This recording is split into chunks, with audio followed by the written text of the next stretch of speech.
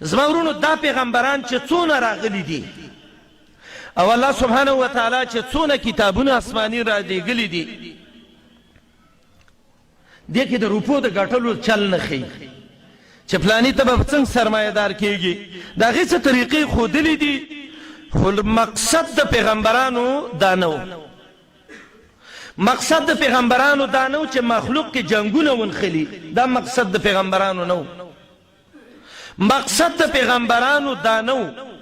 چې قومیت او نسبیت او مالداری او غریبی او په دې باندې خلک او افتخار شروع کی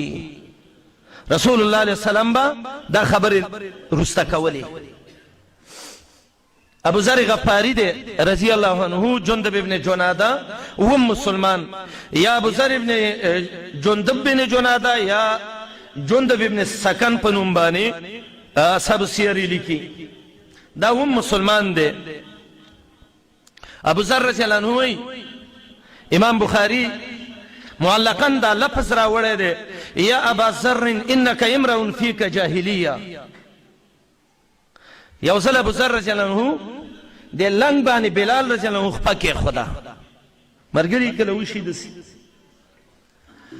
ابو ذر غفاریو تاوی یا ابن السودا یا دا تور مخی خزی بچے دے مختا دی گورا زما دے لنگ تاو گورا تالا سپین مخرالا دا لنگ رالا خلقا سر از منگ مرگرو کم کلالایو مرز پیخ شی یا سر دو دری روپاٹی وشی یا سلو پینزو وارو وارو بچی پیدا شی یا چرته سره خړو شنو موټرو خاوندان شي یا د څلور پنځو چتو بنگلو خاوندان شي نو دا که غریب به په خوا ورشي نو الله تعالی ورکوي زه د تور مخې زوی زما د خوا نه ځه تاسې د الله د نبي تربیت ته وګورئ قسم په الله د دې صحابه وي داسې تربیت کړی زما په رب العالمین قسم چې سړی د دوی په سیرت کې وګوري والله چې عقل ورته حیرانېږي عقل انګریز کتاب لیکلی دی چې دنیا کې لوی انسانان څوک تیر شوي دي نو سر فهرست نوم د محمد رسول الله لیکي صلی الله علیه وسلم والفضل ما شهدت به الاعداء الحمدلله خدای چې الله د داسې ښایسته پیغمبر امتیان ګرځولي اللهم لك الحمد حمدا کثیرا ولك الشکر شکرا جمیلا الله دې خوشحاله شي ډېر لوی احسان یې والله کړی دی بې حده ډېر لوی احسان ابو ذر رضی الله عنه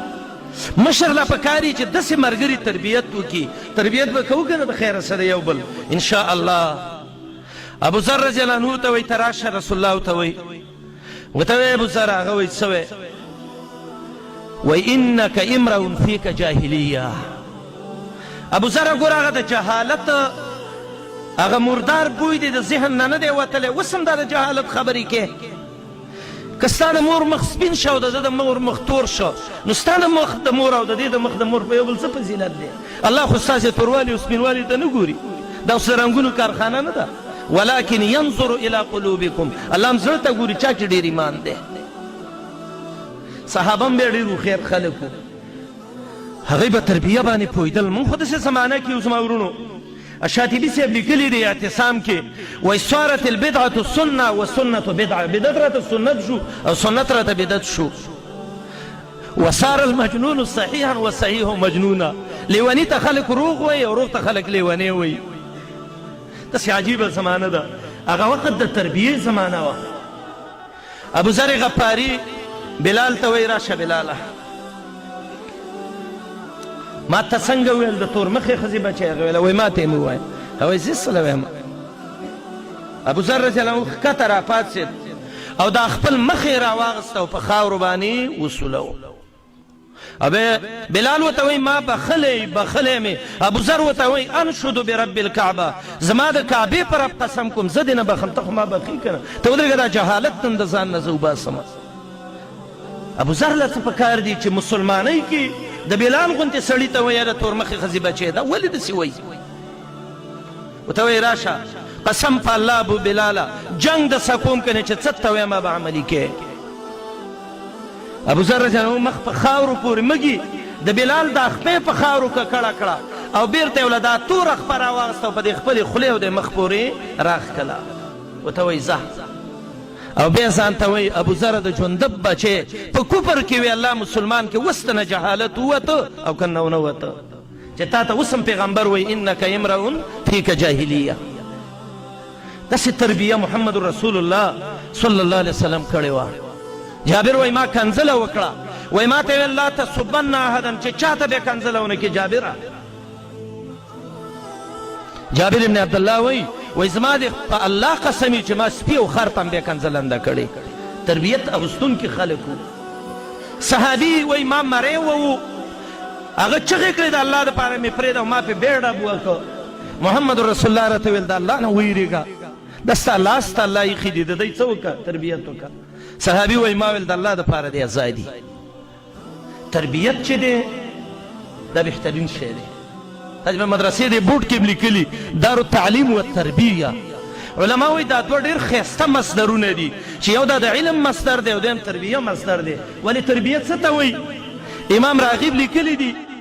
انشاء شیء حالا فحالا الى حد التمام یا الى حد الکمال، چې تدریجن په تدریجن یو شی شروع کړي او سر ته ورسې. الله دې زمونږ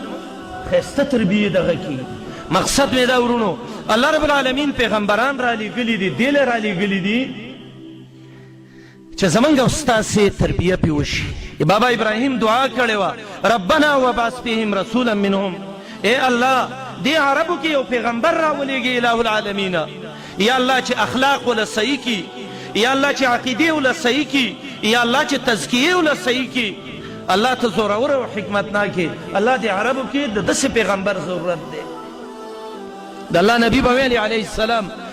وایي زه د عیسی علیه السلام زیری یم چې هغه زیری ورکړی ومبشرا برسول یاتي من بعدي اسمه احمد. او زه د خپل نیکه بابا ابراهیم دعا یم چې هغه ویلي ربنا وبعث فیهم رسولا منهم. پیغمبران الله دې له رالیږلي وو چې د دې مخلوق د خالق په منځ کې یو پړی دی او هغه پړی په کټ کېدو دی. الله پیغمبران راولېږل چې بیرته دا یو ځای کړي او د الله بندګۍ ته د الله بندګان جوړ شي. عمر ابن الخطاب رضی الله عنه به ویلې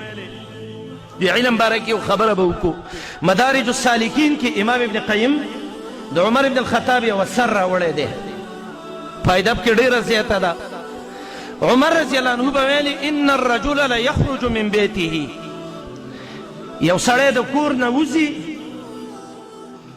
وعليه من الذنوب مثل جبال تهامه، د تهامې د غرونو عمره د ګناهونو پیټي جمع کړي. د کور نه چې دا سړی راوځي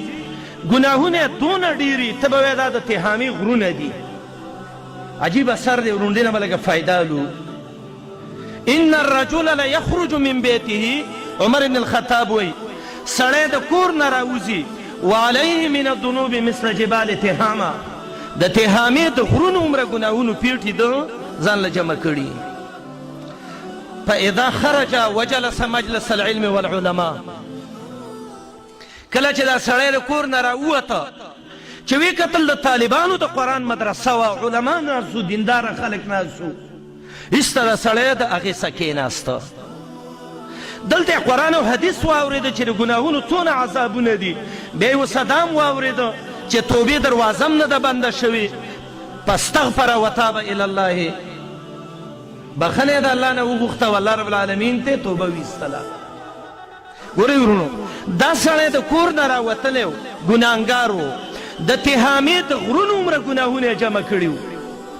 خو چې کله د علم او د علماو څخه کېناسته، د دین نه خبر شه، الله ته توبه طایب شه او توبې ویسته. وایي فرجع وليس عليه مثل شعرة من الذنوب. ما شاء الله. وایي دا سړی چې واپس کور ته ځي نو داسې صفا د ګناه نه ځي چې د یو ویښته عمره ګناه هم په ده کې نشته دی. هغه د تهامې عمره، د غرونو عمره ګناهونه د علم په مدرسه کې په کېناستلو باندې الله سبحانه وتعالی ختم کړه. ماشاء الله. عمر بن الخطاب وایي لا تفارقوا مجالس العلم والعلماء.